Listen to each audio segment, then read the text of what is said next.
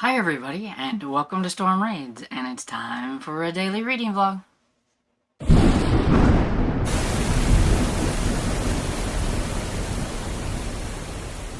So good morning everybody, it's Saturday, and as always I'm coming on here before I head off to church to update you on any reading that I might have done last night. So I don't think I did a whole lot, but I did read a little bit more on A Wonderful Christmas Crime. I'm listening to that one on audio, and I think I'm 42% into that, somewhere around there. And I'm enjoying it still. It's a lot of fun. I like the characters. Holly's still aggravating Evan because she just can't keep her nose out of things. And today we'll be starting Rattlesnake Crossing by J.A. Jance. It's the 6th book in the Joanna Brady series, and so I'm looking forward to that. That one's always fun. We usually do, I think it's just been decided that we take about 4 days and everything, because usually if we do like 3 or 4 days, usually 4 days is the one that gets picked. So I just decided that I think we'll just do 4 days. And we usually do about 7 chapters a day. This one, I think, is 7 chapters for the first 3 days and 6 chapters on the last day. It just depends on like how many chapters are in the books. They're really hard sometimes when you get into it to like stop reading. And with the audiobook that I have, it doesn't give chapter breaks. It's just like one long audio book, and it doesn't tell you what chapter you're on. So a lot of times I will accidentally read ahead and things like that because I'm like, oh, I should probably stop now. I don't hear the chapter in my head whenever it says it. Or if I do, as soon as it's been said, like, and they start talking again, I will not remember what chapter it is because I'm like, oh, what chapter was this that I'm on? So I try to do it by percentages sometimes, like, you know, stop at about 25%, 50%, and 75% and things. But when you're listening, sometimes you just forget to check to see what percentage you're on too. Because I really get into J.A. Jance's books, and sometimes it's hard for me to stop. But that is the goal and everything. And I don't know what other book that I will be picking up, but I need to pick up something else probably. I do know I have a couple of eyeball books, so I should probably get started on those and everything. And I'll mention the one that I'm going to start when I come back on, because I forgot it's over by my bed and I don't want to get up and go get it. Anyway, so that's pretty much the plans for today. So I'm going to get off of here, and I will catch you all later.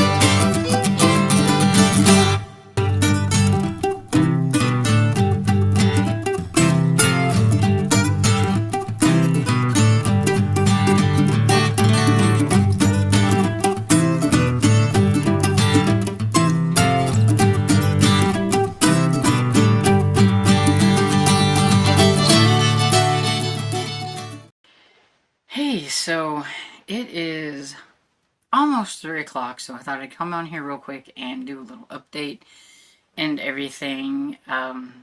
Church today was different because we chose to go to a different church. Um, it's it's kind of been a long time coming. Everything that's happened in the church that I've been going to since the pastor died last year. It's gone through a lot of different phases and things, and some things that we just weren't really on board with. So, some of our friends have already actually had left, and the one that we go to coffee with, Larry, him and his wife have been going to this small little church, and it's not too far away from us. It's like 17 miles, I think it was, not real far away, and everything. It's a Baptist church, and the one that we were going to was a non-denominational church, and we'd been there probably about 12 years. So I mean, we've been going there for a while. And so yeah, it was a different atmosphere. It was very different. My anxiety was like up to here, ramping. I had the little nervous thing going on where I get to where I like my leg bobs up and down like this and everything. I'm very bashful. I have a social anxiety. I am very antisocial. You might not think it because of how I am here and when I'm on like live with my friends and everything, but if you would have saw me on the very first lives that I ever did, I was not very vocal on those and everything. It's just once I warm up to people and things, I'm a lot different. It's a lot easier for me to speak to this camera than to speak to a person and everything as well. And so, yeah, it was very nerve-wracking and everything, but it went pretty good. Everybody is very friendly. It's it's a very small church, and it's definitely a lot different than what I'm used to going to. Dad liked it. He really liked the pastor there, and he actually knows the pastor's wife because they went to school together and everything. And so the pastor there is an older guy too, and so there's always going to be that, what happens whenever he passes on or something. Are we going to be in the same kind of role as like we are now? But it happens and everything.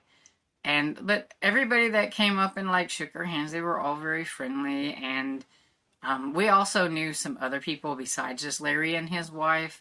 There's at least 2 other couples there that used to go to the church that I was going to that quit and had been going to this church. So, I mean, it's definitely a little bit of an easier transition when you actually know a few people that are there.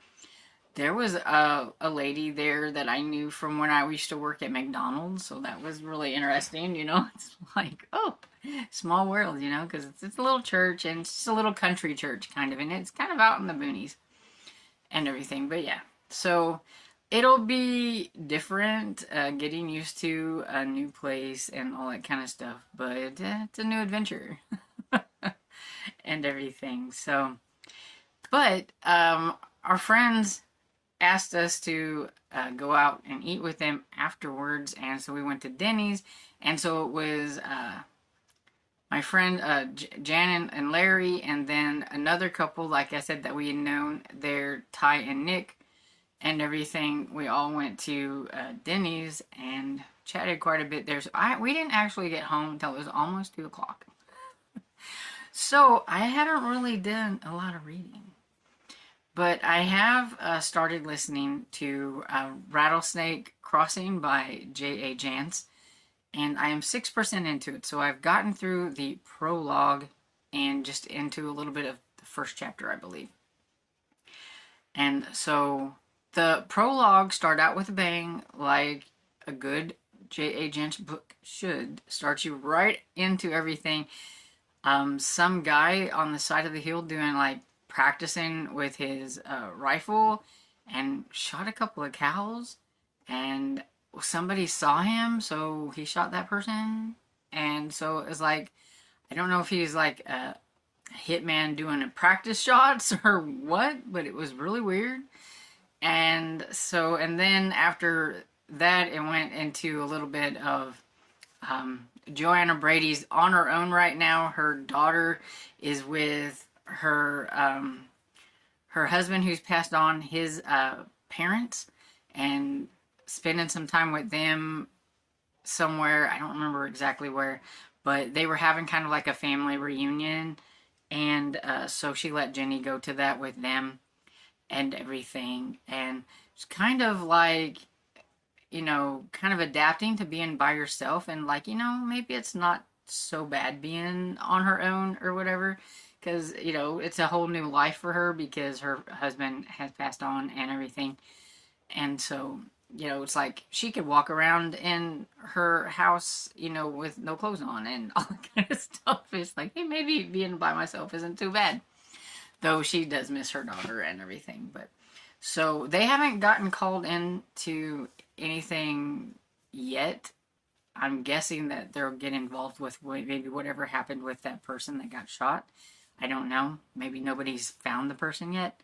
So, like, it's just kind of a day-to-day thing that's been happening right at this moment. So, we'll have to, you know, like I said, I'm only 6% into, so I have to read some more to figure out what's going on. But yeah, that's pretty much it so far. And so, I'm going to get off of here because it's almost time for the sprints with Tiffany and friends. And so, hopefully, I will be able to get through my 7 chapters and everything. And then once I get done with the 7 chapters, I will go back to A Wonderful Christmas Crime. Hey everybody, popping back in for the last clip just to wrap everything up. On the only sprint that we've done so far, I was working on Rattlesnake Crossing. And I got to 11% into that. And so Joanna Brady's supposed to be going and checking on like this older gun runner and everything, and when she gets there and tries to track him down, she finds his ex, and they go to his house where apparently he might have been dead for a while. And I am so annoyed, the lack of like securing the crime scene and anything like that. I mean, by now I would think that Joanna Brady would have a little bit more knowledge about crime scene etiquette and everything.